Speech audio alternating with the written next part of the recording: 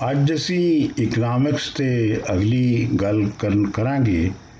ਤੇ ਅੱਜ ਮੈਂ ਜਿਹੜੀ ਬੁਨਿਆਦੀ ਗੱਲ ਕਰਾਂਗਾ ਉਹ ਕਲਾਸੀਕਲ ਇਕਨੋਮਿਕਸ ਜਿਹੜੀ ਹੈ, ਜਿੱਥੋਂ ਇਕਨੋਮਿਕਸ ਸ਼ੁਰੂ ਹੋਈ ਉਹਦੇ ਬਹੁਤ ਜਿਹੜੇ ਮੁੱਢਲੇ ਤਸਵਰਾਤ ਨੇ ਜਾਂ ਮੁੱਢਲੇ ਖਿਆਲ ਜਿਹੜੇ ਨੇ ਉਹ ਤਿੰਨ ਚਾਰ ਮੈਂ ਦੱਸਾਂਗਾ, ਕਿਉਂਕਿ ਅੱਗੇ ਜਾ ਕੇ ਜਿੰਨੀ ਵੀ ਇਕਨੋਮਿਕਸ ਉਸਰੀ ਜਾਂ ਬਣੀ ਜਾਂ ਬਣਾਈ ਗਈ ਉਹ ਸਾਰੀ ਉਹਨਾਂ ਖਿਆਲਾਂ ਦੇ ਹੀ ਇੱਧਰ ਉੱਧਰ ਕਰਨ ਨਾਲ ਹੋਈ ਸੀ। ਇਹ ਤੁਹਾਨੂੰ ਮੈਂ ਫੇਰ ਦਿਖਾਵਾਂਗਾ ਕਿ ਇਹ ਕਿਵੇਂ ਕਿਵੇਂ ਹੋਈ।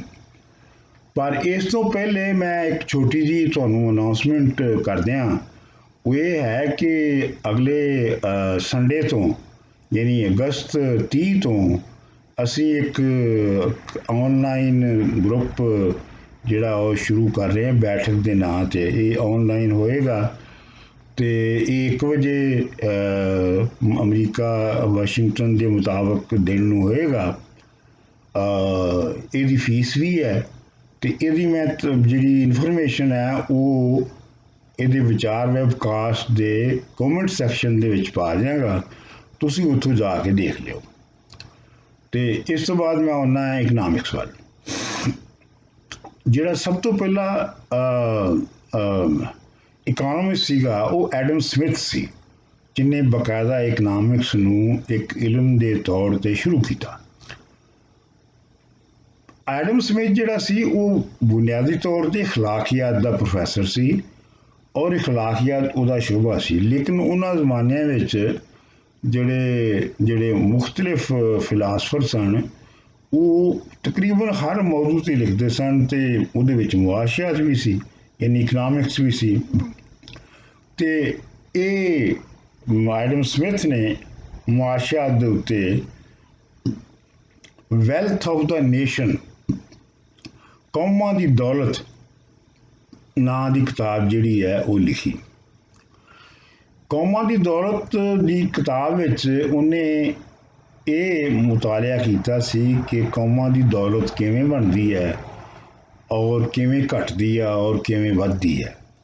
ਲੇਕਿਨ ਅੱਜ ਜਿਹੜਾ ਉਹਦਾ ਸਭ ਤੋਂ ਜਿਹੜਾ ਉਹਨੇ ਮੁੱਢਲਾ ਤਸੱਵਰ ਦਿੱਤਾ ਉਹ ਸੀਗਾ ਮੁਆਸ਼ਿਆਤ ਦੇ ਵਿੱਚ ਜਾਂ ਇਕਨੋਮਿਕਸ ਦੇ ਵਿੱਚ ਇਨਵਿਜ਼ੀਬਲ ਹੈਂਡ, ਅਣਡਿੱਠਾ ਹੱਥ, ਅਣਵੇਖਿਆ ਹੱਥ। ਮਤਲਬ ਇਹ ਹੈ ਕਿ ਉਹਦਾ ਇਹ ਤਸੱਵਰ ਇਹ ਸੀਗਾ ਕਿ ਜਿਹੜੇ ਮੁਖਤਲਿਫ ਤਰ੍ਹਾਂ ਦੇ ਚੀਜ਼ਾਂ ਪੈਦਾ ਕਰਨ ਵਾਲੇ ਨੇ ਔਰ ਖਰੀਦਣ ਵਾਲੇ ਨੇ ਉਹ ਆਪਣੀ ਆਪਣੀ ਲੋੜ ਦੇ ਤਹਿਤ ਇੱਕ ਦੂਜੇ ਦੇ ਨਾਲ ਆਪਣਾ ਵਟਾਂਦਰਾ ਕਰਦੇ ਨੇ ਜਾਂ ਖਰੀਦਦੇ ਨੇ, ਖਰੀਦੋ ਫਰੋਖਤ ਕਰਦੇ ਨੇ। ਇਹ ਜਿਹੜਾ ਤਰੀਕਾ ਹੈ ਇਹ ਇੱਕ ਲੁਕਿਆ ਇਹਦੇ 'ਚ ਹੱਥ ਹੈ।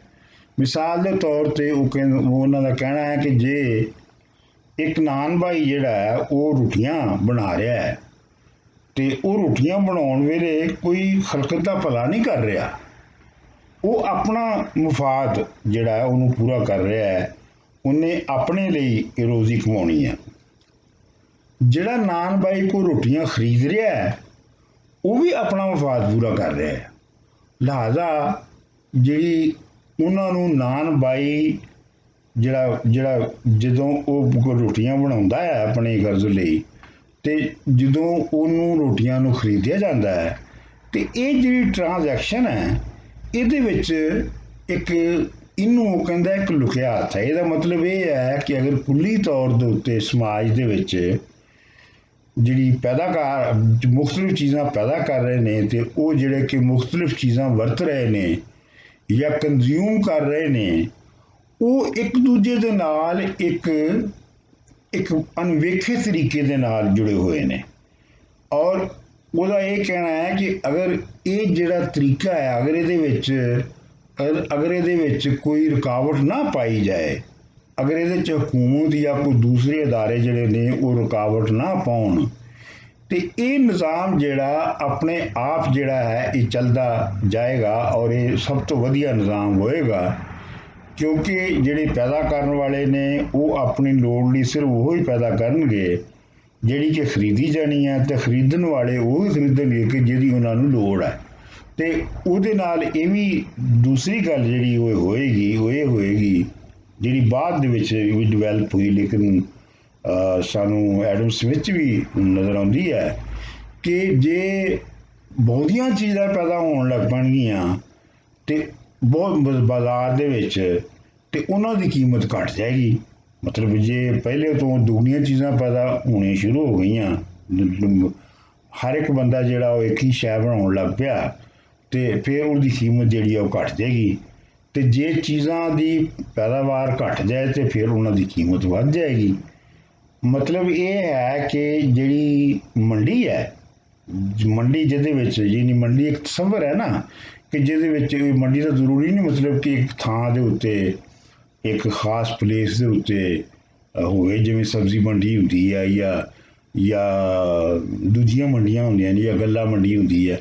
ਮੰਡੀ ਦਾ ਮਤਲਬ ਇਹ ਹੈ ਕਿ ਇੱਕ ਸਿਸਟਮ ਹੈ ਖਰੀਦੋ ਫਰੋਖਤ ਦਾ, ਜਿਹਦੇ ਵਿੱਚ ਖਰੀਦਣ ਵਾਲੇ ਤੇ ਵੇਚਣ ਵਾਲੇ ਇੱਕ ਦੂਜੇ ਦੇ ਨਾਲ ਵਟਾਂਦਰਾ ਕਰਦੇ ਨੇ। ਇਹ ਵਟਾਂਦਰਾ ਜਿਹੜਾ ਹੈ ਇਹ ਚੀਜ਼ਾਂ ਦਾ ਵੀ ਹੋ ਸਕਦਾ ਇੱਕ ਦੂਜੇ ਦੇ ਨਾਲ, ਤੇ ਇਹ ਕਰੰਸੀ ਦੇ ਨਾਲ ਜਾਂ ਰੁਪਈਆਂ ਦੇ ਨਾਲ ਵੀ ਇਹ ਖਰੀਦੋ ਫਰੋਖਤ ਕੀਤੀ ਜਾ ਸਕਦੀ ਹੈ।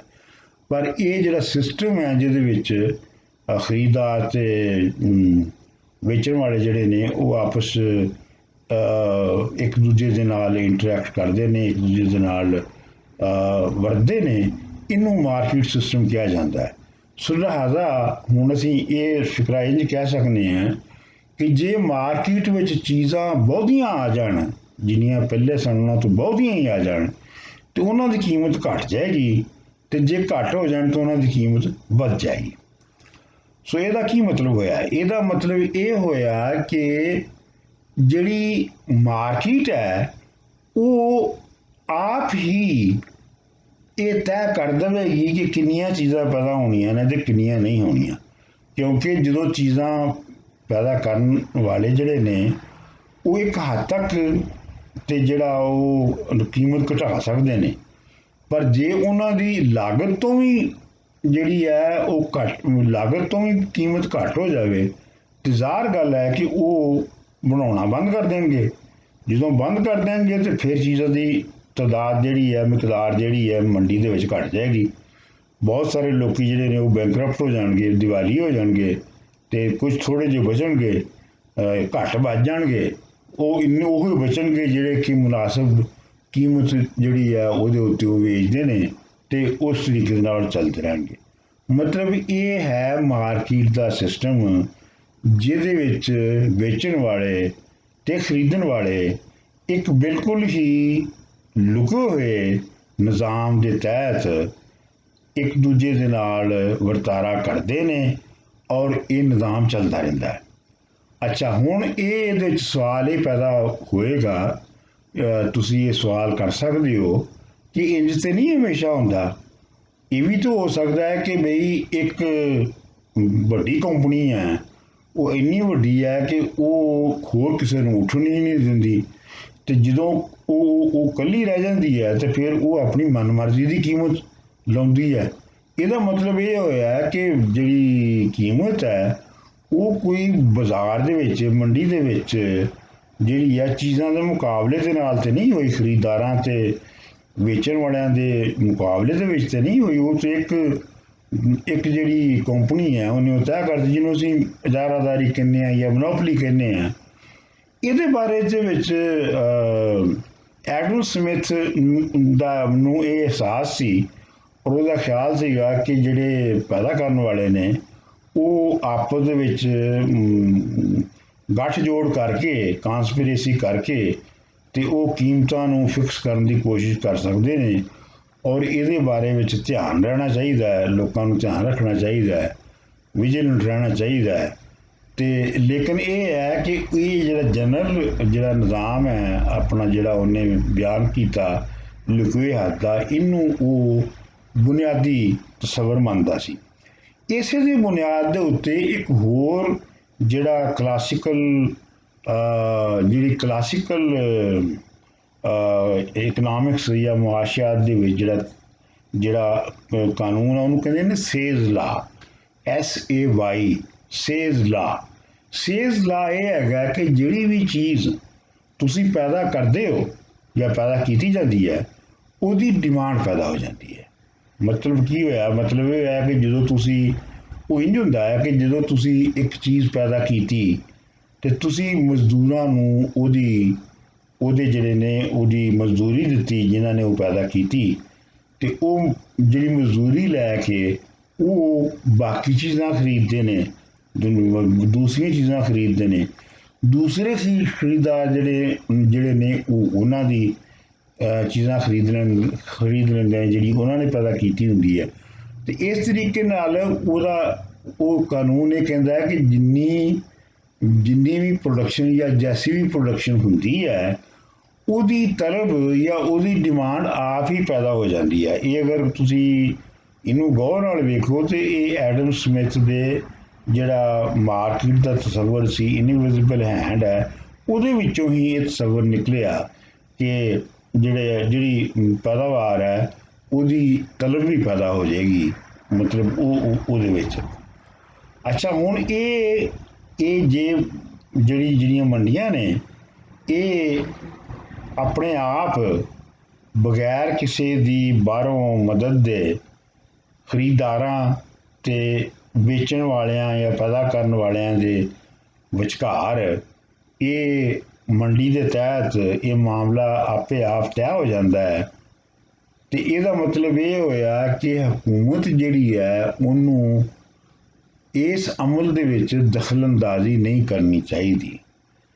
ਜਦੋਂ ਵੀ ਹਕੂਮਤ ਦਖਲਅੰਦਾਜ਼ੀ ਕਰੇਗੀ ਤੇ ਜਿਹੜਾ ਇਹ ਅਮਲ ਹੈ ਜਾਂ ਜਿਹੜਾ ਇਹ ਕੰਮ ਹੈ ਇਹ ਖਰਾਬ ਹੋ ਜਾਏਗਾ।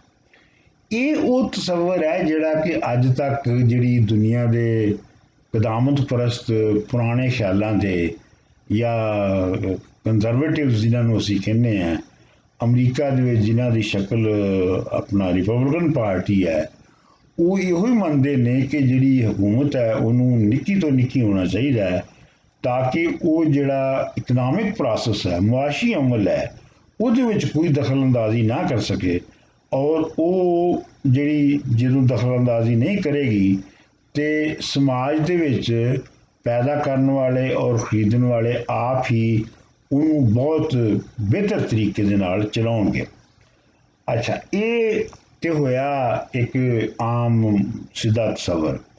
ਲੇਕਿਨ ਹੁਣ ਤੁਸੀਂ ਇਹ ਦੇਖੋ ਕਿ ਅਗਰ ਤੁਸੀਂ ਇਹਨੂੰ ਕੌਮੀ ਪੱਧਰ ਤੇ ਦੇਖੋ, ਨੈਸ਼ਨਲ ਲੈਵਲ ਦੇ ਉੱਤੇ ਦੇਖੋ, ਜਿਵੇਂ ਅਸੀਂ ਕੀਤਾ ਸੀ ਕਿ ਕੌਮੀ ਆਮਦਨੀ ਜਿਹੜੀ ਆ ਉਹ GDP ਕਿਵੇਂ ਕੈਲਕੂਲੇਟ ਹੁੰਦੀ ਹੈ। ਹੁਣ ਇਹ ਦੇਖੋ ਕਿ ਜੇ ਕੌਮੀ ਆਮਦਨੀ ਜਿਹੜੀ ਹੈ ਉਹਦੇ ਵਿੱਚ ਵੀ ਫਿਰ ਇਹ ਤਸੱਵਰ ਆਏਗਾ ਕੌਮੀ ਆਮਦਨੀ ਦੇ ਵਿੱਚ ਵੀ ਕਿ ਜਿਹੜੀ ਕੌਮੀ ਆਮਦਨੀ ਹੈ ਉਹ ਖਰੀਦਦਾਰ ਤੇ ਪ੍ਰੋਡਿਊਸਰ ਦੇ ਦਰਮਿਆਨ ਜਿਹੜਾ ਬਗੈਰ ਕਿਸੇ ਦੇ ਦਖਲਅੰਦਾਜ਼ੀ ਤੋਂ ਹੋ ਰਿਹਾ ਹੈ ਉਹਦੇ ਨਾਲ ਉਹ ਚੱਲ ਰਹੀ ਹੈ। ਅੱਛਾ, ਹੁਣ ਉਹ ਕਿਵੇਂ ਹੈ? ਅਸੀਂ ਕਿਹਾ ਸੀਗਾ ਕਿ ਆਪਣਾ ਜਿਹੜੀ GDP ਹੈ ਜਾਂ ਕੌਮੀ ਆਮਦਨੀ ਹੈ ਉਹਦੇ ਵੱਡੇ ਜਿਹੜੇ ਨੇ ਉਹ ਤਿੰਨ ਹਿੱਸੇ ਨੇ। ਇੱਕ ਤੇ ਹੈਗੀ ਹੈ ਵਰਤੋਂ ਯਾਨੀ ਕੰਜ਼ੰਪਸ਼ਨ, ਤੇ ਦੂਸਰੀ ਜਿਹੜੀ ਹੈਗੀ ਹੈ ਉਹ ਇਨਵੈਸਟਮੈਂਟ ਹੈ ਯਾਨੀ ਸਰਮਾਇਆਕਾਰੀ ਹੈ, ਤੇ ਤੀਸਰੀ ਗਵਰਨਮੈਂਟ ਹੈ। ਚਲੋ ਹੁਣ ਕੁਛ ਦੇਰ ਲਈ ਤੁਸੀਂ ਗਵਰਨਮੈਂਟ ਨੂੰ ਭੁੱਲ ਜਾਓ ਤੇ ਅਸੀਂ ਇਹ ਕਹਿੰਦੇ ਹਾਂ ਕਿ ਜਿੰਨੀ ਪੈਦਾ ਕਰਦੇ ਨੇ ਮੁਲਕ ਦੇ ਵਿੱਚ ਚੀਜ਼ਾਂ, ਉਹ ਚੀਜ਼ਾਂ ਜਾਂ ਤੇ ਕੰਜ਼ਿਊਮ ਹੋ ਜਾਂਦੀਆਂ ਨੇ, ਮਤਲਬ ਖਰੀਦੀਆਂ ਜਾਂਦੀਆਂ ਨੇ। ਮਤਲਬ ਅਗਰ 100 ਰੁਪਏ ਜਾਂ $100 ਦੀਆਂ ਚੀਜ਼ਾਂ ਪੈਦਾ ਹੋਈਆਂ ਤੇ ਫਰਜ਼ ਕਰੋ ਉਹਦੇ ਵਿੱਚੋਂ 70 ਜਿਹੜੀਆਂ ਸਨ ਉਹ ਵਰਤੀਆਂ ਗਈਆਂ, 30 ਜਿਹੜੀਆਂ ਸਨ ਉਹ ਮੁਨਾਫੇ ਦੇ ਤੌਰ ਦੇ ਉੱਤੇ ਜਾਂ ਸੇਵਿੰਗ ਦੇ ਵਿੱਚ ਆ ਗਈਆਂ, ਉਹ ਬਚ ਗਈਆਂ। ਅੱਛਾ, ਹੁਣ ਸੇਵਿੰਗ ਦੀ ਆਪਣੀ ਮਾਰਕੀਟ ਹੈ। ਮਤਲਬ ਇਹ ਹੈ ਕਿ ਜਿਹੜਾ ਤੁਸੀਂ ਸੇਵ ਕੀਤਾ ਜਾਂ ਪ੍ਰੋਫਿਟ ਕੀਤਾ ਉਹ ਜਿਹੜਾ ਹੈ ਉਹਦੀ ਤੁਸੀਂ ਇਨਵੈਸਟਮੈਂਟ ਕੀਤੀ, ਮਤਲਬ ਉਹ ਇੱਕ ਦੂਸਰੀ ਮੰਡੀ ਹੈ ਜਿਹਦੇ ਵਿੱਚ ਉਹਦੀ ਖਪਤ ਹੋ ਗਈ। ਸੋ ਮਤਲਬ 100 ਦੇ 100 ਰੁਪਏ ਜਿਹੜੇ ਨੇ ਜਾਂ ਡਾਲਰ ਜਿਹੜੇ ਨੇ ਉਹ $100 ਦੀ ਜਾਂ 100 ਰੁਪਈਆਂ ਦੀ ਜਿਹੜੀ ਆ ਉਹ ਪੈਦਾਵਾਰ ਹੋਈ ਔਰ 100 ਰੁਪਈਆਂ ਦੀ ਜਿਹੜੀ ਹੈ ਉਹ ਖਪਤ ਵੀ ਹੋ ਗਈ ਤੇ ਉਹ ਨਿਜ਼ਾਮ ਜਿਹੜਾ ਉਹ ਚੱਲਦਾ ਰਿਹਾ। ਲੇਕਿਨ ਫਰਜ਼ ਕਰੋ ਇਹਦੇ ਵਿੱਚ, ਅਗਰ ਇਹਦੀ ਜਿਹੜੀ ਮੁੱਢਲੀ ਗੱਲ ਹੈਗੀ ਹੈ ਉਹ ਇਹ ਹੈ ਕਿ ਫਰਜ਼ ਕਰੋ 100 ਰੁਪਏ ਦੀਆਂ ਚੀਜ਼ਾਂ ਪੈਦਾ ਹੋਈਆਂ, 70 ਰੁਪਏ ਦੀਆਂ ਚੀਜ਼ਾਂ ਜਾਂ $70 ਦੀਆਂ ਚੀਜ਼ਾਂ ਜਿਹੜੀਆਂ ਨੇ ਉਹ ਜਿਹੜੀਆਂ ਨੇ ਉਹ ਖਰੀਦੀਆਂ, ਲੋਕਾਂ ਨੇ ਕੰਜ਼ਿਊਮ ਕਰ ਲਈਆਂ, ਬਾਕੀ ਰਹਿ ਗਏ 30 ਜਿਹੜੇ ਕਿ ਮੁਨਾਫਾ ਜਾਂ ਸੇਵਿੰਗ ਹੈ। ਹੁਣ ਉਹ ਇਨਵੈਸਟ ਨਹੀਂ ਹੋਇਆ, 30 ਦਾ 30 ਇਨਵੈਸਟ ਨਹੀਂ ਹੋਇਆ, ਉਹਦੇ ਵਿੱਚੋਂ 20 ਇਨਵੈਸਟ ਹੋਇਆ ਤੇ 10 ਜਿਹੜਾ ਹੈ ਉਹ ਬਚ ਰਿਹਾ, ਮਤਲਬ ਉਹਦੀ ਕੋਈ ਵਰਤੋਂ ਨਹੀਂ ਹੋਈ। ਹੁਣ ਜਦੋਂ 10 ਬਚ ਜਾਏਗਾ 100 ਦੇ ਵਿੱਚੋਂ, ਇਹਦਾ ਮਤਲਬ ਇਹ ਹੈ ਕਿ ਇੰਬੈਲੈਂਸ ਹੋ ਗਿਆ, ਤਵਾਜ਼ਨ ਟੁੱਟ ਗਿਆ। ਤੇ ਉਹ ਜਿਹੜੇ ਪ੍ਰੋਡਿਊਸਰ ਨੇ ਉਹਨਾਂ ਕੋਲ ਚੂੰਕਿ ਪਹਿਲੇ ਹੀ ਵਾਫਰ ਹੈ, ਪਹਿਲੇ ਤੋਂ ਹੀ ਜਿਹੜਾ ਉਹਨਾਂ ਦੇ ਕੋਲ ਹੈ ਉਹ ਨਹੀਂ ਮੁੱਕਿਆ, ਤੇ ਇਹਦਾ ਮਤਲਬ ਇਹ ਹੈ ਕਿ ਉਹ ਚੀਜ਼ਾਂ ਨੂੰ ਉਹ ਚੀਜ਼ਾਂ ਦੀ ਪੈਦਾਵਾਰ ਨੂੰ ਘੱਟ ਕਰ ਦੇਣਗੇ। ਜਦੋਂ ਉਹ ਚੀਜ਼ਾਂ ਦੀ ਪੈਦਾਵਾਰ ਨੂੰ ਘੱਟ ਕਰਨਗੇ ਤੇ ਮਜ਼ਦੂਰ ਵੀ ਘੱਟ ਹੋ ਜਾਣਗੇ, ਮਜ਼ਦੂਰੀ ਵੀ ਘੱਟ ਹੋ ਜਾਏਗੀ। ਜੇ ਮਜ਼ਦੂਰੀ ਘੱਟ ਹੋਵੇਗੀ ਤੇ ਫਿਰ ਉਹ ਚੀਜ਼ਾਂ ਘੱਟ ਖਰੀਦਣਗੇ, ਜਦੋਂ ਘੱਟ ਖਰੀਦਣਗੇ ਤਾਂ ਚੀਜ਼ਾਂ ਹੋਰ ਘੱਟ ਪੈਦਾ ਹੋਣਗੀਆਂ। ਇਹ ਫਿਰ ਇੱਕ ਚੱਕਰ ਚੱਲ ਜਾਏਗਾ। ਇਹ ਚੱਕਰ ਫਿਰ ਇਸ ਤਰ੍ਹਾਂ ਚੱਲੇਗਾ ਕਿ ਜਿਹੜੀ ਪੈਦਾਵਾਰ ਆ ਘਟਦੀ ਜਾਏਗੀ, ਜਿਹਨੂੰ ਅਸੀਂ ਡਿਪਰੈਸ਼ਨ ਕਹਿੰਦੇ ਹਾਂ, ਇਕਨੋਮਿਕ ਡਿਪਰੈਸ਼ਨ ਕਹਿੰਦੇ ਹਾਂ। ਉਹ ਇਹੋ ਹੀ ਹੁੰਦਾ ਹੈ ਕਿ ਚੀਜ਼ਾਂ ਜਿਹੜੀਆਂ ਨੇ ਉਹਨਾਂ ਦੀ ਪੈਦਾਵਾਰ ਜਿਹੜੀ ਹੈ ਉਹਦੀ ਕੋਈ ਤਲਬ ਨਹੀਂ ਰਹਿ ਜਾਂਦੀ, ਉਹ ਘਟਦੀ ਜਾਂਦੀ ਹੈ, ਔਰ ਘਟ ਕੇ ਉਹ ਇੰਨੀ ਹੋ ਜਾਂਦੀ ਹੈ ਕਿ ਲੋਕੀ ਜਿਹੜੇ ਨੇ ਉਹ ਭੁੱਖੇ ਮਰਨੇ ਸ਼ੁਰੂ ਹੋ ਜਾਂਦੇ ਨੇ। ਅੱਛਾ, ਹੁਣ ਇਹਦੇ ਵਿੱਚ ਇਹ ਜਿਹੜੀ ਜਿਹੜੇ ਅਸੀਂ ਕਿਹਾ ਸੀਗਾ ਕਿ 2 ਵੱਡੇ ਹਿੱਸੇ ਨੇ, ਕੰਜ਼ੰਪਸ਼ਨ ਤੇ ਇਨਵੈਸਟਮੈਂਟ, ਇਹਦੇ 'ਚ ਅਸੀਂ ਗਵਰਨਮੈਂਟ ਦੀ ਗੱਲ ਨਹੀਂ ਸੀ ਕੀਤੀ।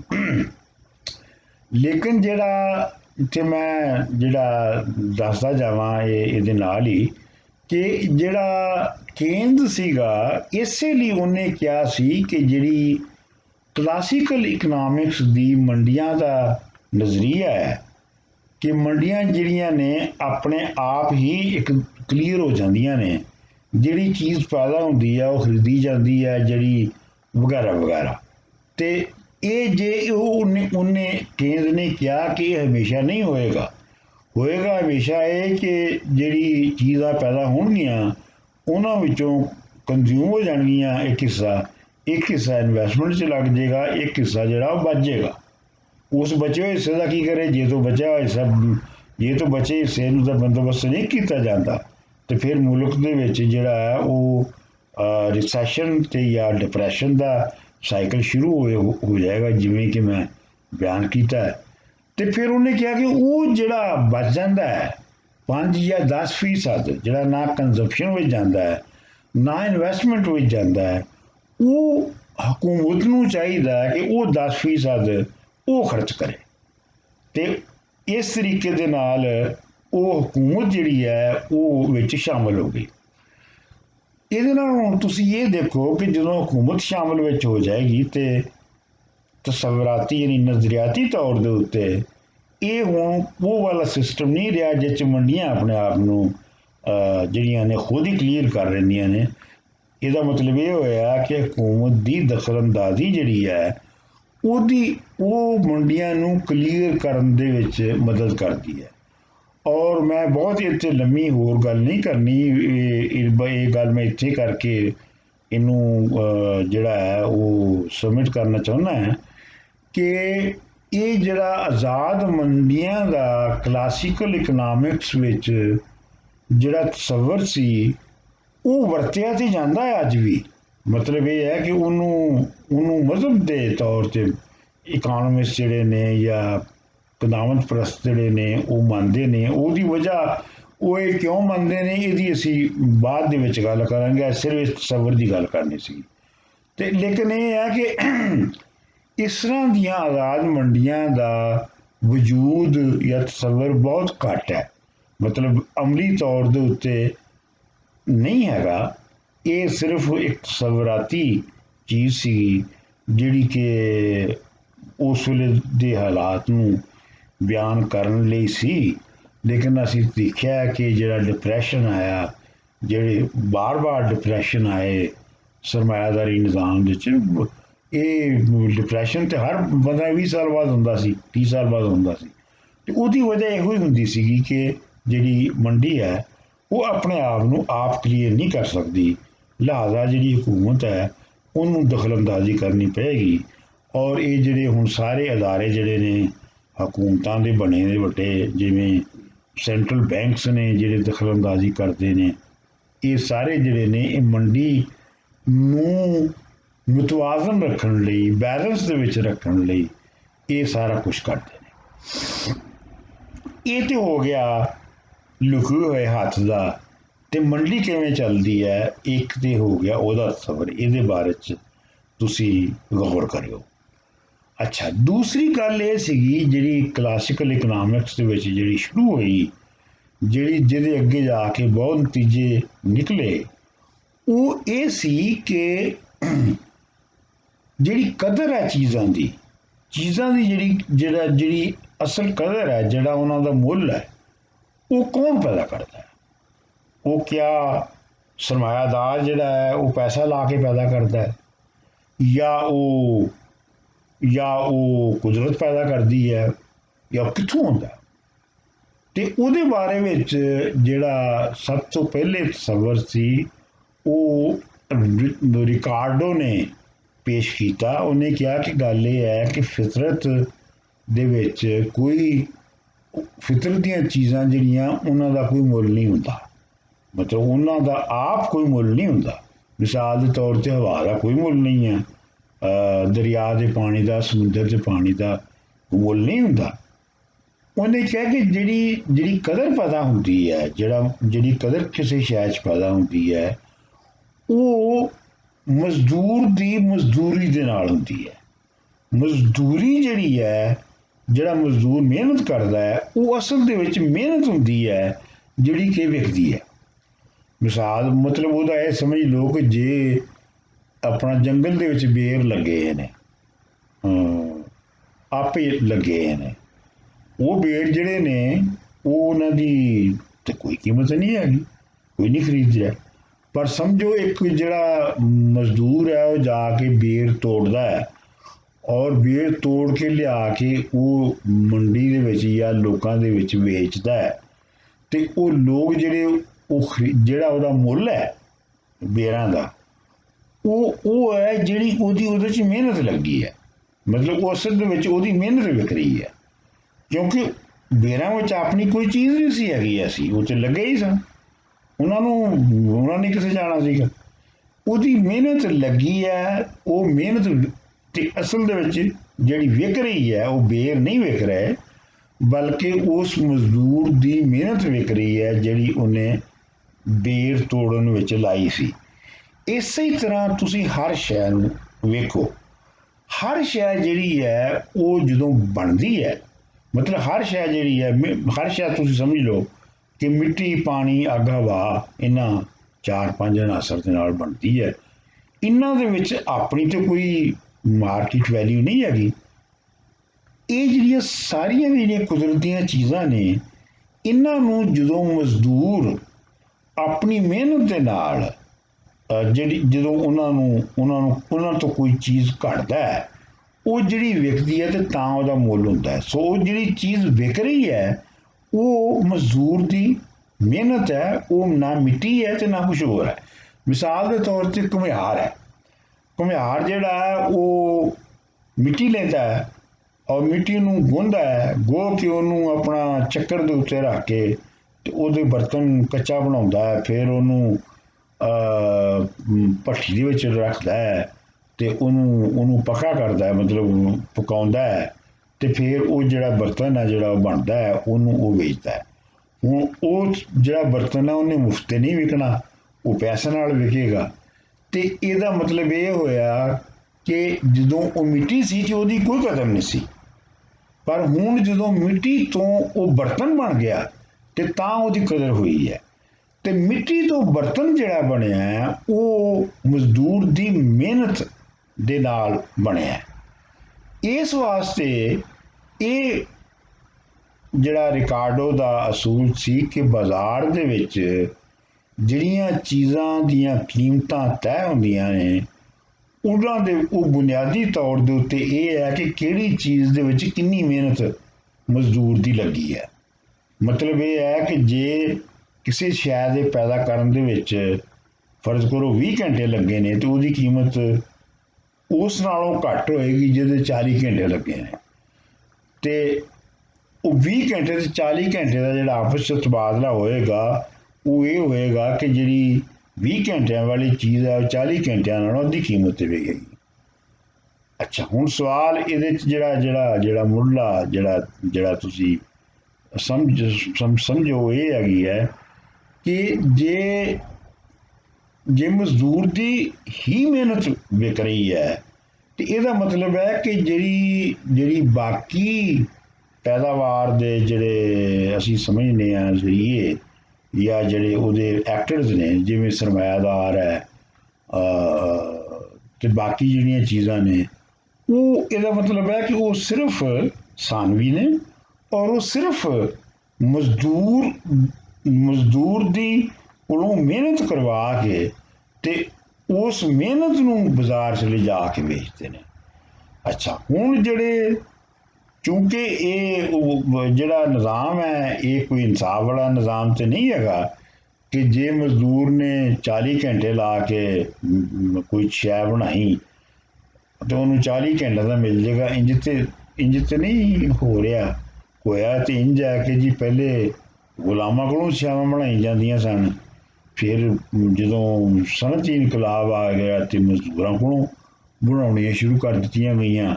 ਅੱਛਾ, ਹੁਣ ਅਸੀਂ ਸਨਅਤੀ ਦੌਰ ਦੀ ਕੋਈ ਮਿਸਾਲ ਲੈ ਲੈਂਦੇ ਹਾਂ। ਮਿਸਾਲ ਦੇ ਤੌਰ ਦੇ ਉੱਤੇ ਤੁਸੀਂ ਲਾ ਲਓ ਜਿਹੜੀ ਸਭ ਤੋਂ ਵੱਡੀ ਸਨਅਤ ਸੀ ਉਹ ਕੱਪੜਾ ਸੀ ਤੇ ਕੱਪੜੇ ਦੇ ਵਿੱਚ ਜਿਹੜੀ ਕਪਾਹ ਤੋਂ ਜਿਹੜਾ ਕੱਪੜਾ ਬਣਦਾ ਹੈ ਉਹ ਜ਼ਾਹਰ ਗੱਲ ਹੈ ਕਿ ਮਜ਼ਦੂਰ ਦੀ ਉਹ ਕਪਾਹ ਬੀਜੀ ਜਾਣੀ, ਫਿਰ ਕਪਾਹ ਤੋਂ ਰੂੰ ਬਣਨਾ, ਰੂੰ ਤੋਂ ਧਾਗਾ ਬਣਨਾ, ਧਾਗੇ ਤੋਂ ਕੱਪੜਾ ਬਣਨਾ, ਇਹ ਸਾਰੀਆਂ ਚੀਜ਼ਾਂ ਜਿਹੜੀਆਂ ਨੇ ਇਹ ਮਜ਼ਦੂਰ ਦੀ ਮਿਹਨਤ ਹੈ।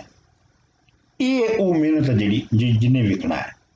ਅੱਛਾ, ਲੇਕਿਨ ਇਹ ਹੈ ਕਿ ਜਿਹੜਾ ਸਰਮਾਇਆਕਾਰ ਹੈ ਜਿਹੜਾ ਕਿ ਖੱਡੀਆਂ ਲਾਉਂਦਾ ਜਾਂ ਜਿਹੜਾ ਉਹਦਾ ਬੰਦੋਬਸਤ ਕਰਦਾ ਹੈ ਉਹਦੀ ਕੋਸ਼ਿਸ਼ ਇਹ ਹੁੰਦੀ ਹੈ ਕਿ ਉਹ ਮਜ਼ਦੂਰ ਨੂੰ ਸਿਰਫ ਓਨਾ ਹੀ ਦੇਵੇ ਜਿਹਦੇ ਨਾਲ ਮਜ਼ਦੂਰ ਜਿਹੜਾ ਉਹ ਚੱਲਦਾ ਰਹੇ, ਯਾਨੀ ਉਹਨੂੰ ਜ਼ਿੰਦਗੀ ਦੀ ਜ਼ਿੰਦਾ ਰਹਿਣ ਲਈ ਜਿਹੜਾ ਘੱਟ ਤੋਂ ਘੱਟ ਚਾਹੀਦਾ ਹੈ ਉਹ ਉਹਨੂੰ ਦੇਵੇ ਤੇ ਬਾਕੀ ਉਹ ਆਪਣੇ ਕੋਲ ਰੱਖ ਲਵੇ ਮੁਨਾਫੇ ਦੇ ਤੌਰ ਦੇ ਉੱਤੇ। ਮਤਲਬ ਜਦੋਂ ਉਹਨੇ ਕੱਪੜੇ ਦੀਆਂ ਸੰਦਾਂ ਲਾਈਆਂ ਤੇ ਉਹਨਾਂ ਨੇ ਮਜ਼ਦੂਰਾਂ ਨੂੰ, ਬੱਚਿਆਂ ਨੂੰ, ਔਰਤਾਂ ਨੂੰ ਘੱਟ ਤੋਂ ਘੱਟ ਪੈਸੇ ਦਿੱਤੇ, ਇੰਨੇ ਜਿਨ੍ਹਾਂ ਦੇ ਨਾਲ ਉਹ ਜਿਹੜਾ ਕਮ ਅਜ਼ ਕਮ ਜ਼ਿੰਦਾ ਰਹਿਣ। ਕਿਉਂਕਿ ਉਹਦੀ ਵਜ੍ਹਾ ਇਹ ਹੈ ਕਿ ਸਰਮਾਇਆਦਾਰ ਦਾ ਜਿਹੜਾ ਇਹ ਵੀ ਤੇ ਮੁਫਾਦ ਹੈ ਨਾ ਕਿ ਜਿਹੜਾ ਮਜ਼ਦੂਰ ਅਗਰ ਜ਼ਿੰਦਾ ਹੀ ਨਹੀਂ ਰਹੇਗਾ, ਆਪਣੇ ਆਪ ਨੂੰ ਜ਼ਿੰਦਾ ਹੀ ਨਹੀਂ ਰੱਖ ਪਾਏਗਾ ਤੇ ਫਿਰ ਚੀਜ਼ਾਂ ਉਹਦੇ ਲਈ ਬਣਾਏਗਾ ਕੌਣ, ਤੋਂ ਮੁਨਾਫਾ ਕਿੱਥੋਂ ਲਏਗਾ। ਇਸ ਲਈ ਇਹ ਵੀ ਜਿਹੜਾ ਗੱਲ ਹੈਗੀ ਹੈ ਕਿ ਸਰਮਾਇਆਦਾਰ ਜਿਹੜਾ ਉਹਨੂੰ ਜ਼ਿੰਦਾ ਰੱਖਣ ਲਈ ਇੱਕ ਛੋਟੀ ਜਿਹੀ ਅਮਾਊਂਟ ਪੈਦਾਵਾਰ ਦੀ ਔਰ ਮਿਹਨਤ ਦੇ ਤੌਰ ਤੇ ਦਿੰਦਾ ਹੈ, ਉਹ ਵੀ ਉਹ ਆਪਣੇ ਮੁਫਾਦ ਲਈ ਦਿੰਦਾ ਹੈ ਕਿਉਂਕਿ ਉਹ ਚਾਹੁੰਦਾ ਹੈ ਕਿ ਉਹ ਚੱਲਦਾ ਰਹੇ। ਤੇ ਇਹ ਜਿਹੜਾ ਵਾਧੂ ਪੈਦਾਵਾਰ ਦਾ ਜਿਹੜਾ ਤਸੱਵਰ ਹੈ ਕਿ ਬਾਜ਼ਾਰ ਦੇ ਵਿੱਚ ਹੋਰ ਕੋਈ ਚੀਜ਼ ਨਹੀਂ ਵਿਕਦੀ, ਸਿਰਫ ਔਰ ਸਿਰਫ ਮਜ਼ਦੂਰ ਦੀ ਮਿਹਨਤ ਵਿਕਦੀ ਹੈ। ਇਹਨੂੰ ਤੁਸੀਂ ਆਪਣੇ ਜ਼ਿਹਨ 'ਚ ਪੱਕਾ ਰੱਖੋ ਕਿਉਂਕਿ ਬਾਅਦ ਦੇ ਵਿੱਚ ਜਿਹੜੇ ਮਾਰਕਸਿਜ਼ਮ ਔਰ ਦੂਸਰੇ ਫਲਸਫੇ ਨੇ ਉਹਨਾਂ ਨੇ ਇਸੇ ਨੂੰ ਹੀ ਲੈ ਕੇ ਅੱਗੇ ਵਧਾਇਆ ਕਿ ਅਗਰ ਮਜ਼ਦੂਰ ਦੀ ਮਿਹਨਤ ਹੀ ਵਿਕਦੀ ਹੈ ਤੇ ਫਿਰ ਜਿਹੜਾ ਫੈਸਲੇ ਕਰਨ ਦਾ ਇਖਤਿਆਰ ਹੈ ਉਹ ਵੀ ਤਾਂ ਮਜ਼ਦੂਰ ਨੂੰ ਹੀ ਹੋਣਾ ਚਾਹੀਦਾ ਹੈ ਔਰ ਮਜ਼ਦੂਰ ਦੀ ਹੀ ਹਕੂਮਤ ਹੋਣੀ ਚਾਹੀਦੀ ਹੈ। ਖੈਰ ਇਹ ਅਸੀਂ ਫਿਰ ਅੱਗੇ ਜਾ ਕੇ ਕਿਤੇ ਗੱਲ ਕਰਾਂਗੇ, ਲੇਕਿਨ ਅੱਜ ਇੰਨੀ ਗੱਲ ਕਰਨੀ ਸੀ। ਮੈਂ ਤੁਹਾਨੂੰ ਇੱਕ ਦਿਲਚਸਪ ਜਿਹੜੀ ਹੈ ਥੋੜ੍ਹੀ ਜਿਹੀ ਪੰਜਾਬੀ ਲਿਟਰੇਚਰ ਤੋਂ ਤੁਹਾਨੂੰ ਮੈਂ ਦੱਸਦਾ ਜਾਵਾਂ ਕਿ ਵਾਰਿਸ ਸ਼ਾਹ ਜਿਹੜਾ ਹੈ ਉਹ ਜਦੋਂ ਬਿਆਨ ਕਰਦਾ ਹੈ ਨਾ ਹੀਰ ਦੇ ਵਿਆਹ ਦੀ ਜਿਹੜਾ ਸੀਨ ਦੱਸਦਾ ਹੈ, ਤਾਂ ਉਸ ਵਿਆਹ ਦੇ ਵਿੱਚ ਫਿਰ ਉਹ ਇਹ ਵੀ ਦੱਸਦਾ ਕਿ ਜਹੇਜ਼ ਦੇ ਵਿੱਚ ਕੀ ਦਿੱਤਾ ਜਾ ਰਿਹਾ ਹੈ, ਤੇ ਉਹਦੇ ਵਿੱਚ ਬਹੁਤ ਬਰਤਨ ਵੀ ਦੱਸਦਾ ਹੈ, ਤੇ ਉਹਦੇ ਵਿੱਚ ਕੱਪੜੇ ਵੀ ਦੱਸਦਾ ਹੈ, ਤੇ ਬਾਕੀ ਵੀ ਦੱਸਦਾ ਹੈ। ਵਿੱਚ ਇੱਕ ਮਿਸਰਾ ਇੱਕ ਹੋਰ ਲਿਖ ਦਿੰਦਾ ਹੈ, ਉਹ ਇਹ ਲਿਖ ਦਿੰਦਾ ਹੈ ਕਿ ਹਕੀਕਤ ਦੇ ਵਿੱਚ ਜਿਹੜਾ ਦਾਜ ਵਿੱਚ ਦਿੱਤਾ ਜਾ ਰਿਹਾ ਹੈ, ਇਹ ਤੇ ਚਾਕ ਦੀ ਮਿਹਨਤ ਹੈ। ਮਤਲਬ ਜਿਹੜੀਆਂ ਮੱਝਾਂ ਚਾਰਦਾ ਸੀ ਉਹ, ਉਹਦੀ ਮਿਹਨਤ ਨਾਲ ਇਹ ਸਭ ਕੁਝ, ਇਹ ਜਿਹੜੀ ਸਾਰਾ ਕੁਝ ਬਣਿਆ ਸੀ, ਇਹ ਦਿੱਤਾ ਜਾ ਰਿਹਾ ਹੈ ਦਾਜ ਦੇ ਵਿੱਚ। ਤੇ ਦਾਜ ਦੇ ਵਿੱਚ ਅਸਲ ਦੇ ਵਿੱਚ ਚਾਕ ਦਿੱਤਾ ਜਾ ਰਿਹਾ ਹੈ, ਜਾਂ ਚਾਕ ਦੀ ਮਿਹਨਤ ਦਿੱਤੀ ਜਾ ਰਹੀ ਹੈ। ਤੇ ਮਤਲਬ ਇਹ ਤੁਸੀਂ ਦੇਖੋ ਕਿ ਇਹ ਜਿਹੜਾ ਤਸੱਵਰ ਹੈ, ਇਹ ਸਾਡੇ ਕਲਾਸੀਕਲ ਲਿਟਰੇਚਰ ਵਿੱਚ ਵੀ ਕਾਫੀ ਪਹਿਲੇ ਆ ਗਿਆ ਸੀਗਾ। ਤੇ ਇਹ ਮੇਰਾ ਖਿਆਲ ਹੈ ਮੈਂ ਅੱਜ ਇੱਥੇ ਗੱਲ ਜਿਹੜੀ ਹੈ ਉਹਨੂੰ ਮੁਕਾਵਾਂਗਾ, ਤੇ ਇੱਥੋਂ ਫਿਰ ਹੁਣ ਅਗਲੀ ਵਾਰੀ ਅਸੀਂ ਗੱਲ ਸ਼ੁਰੂ ਕਰਾਂਗੇ। Thank you.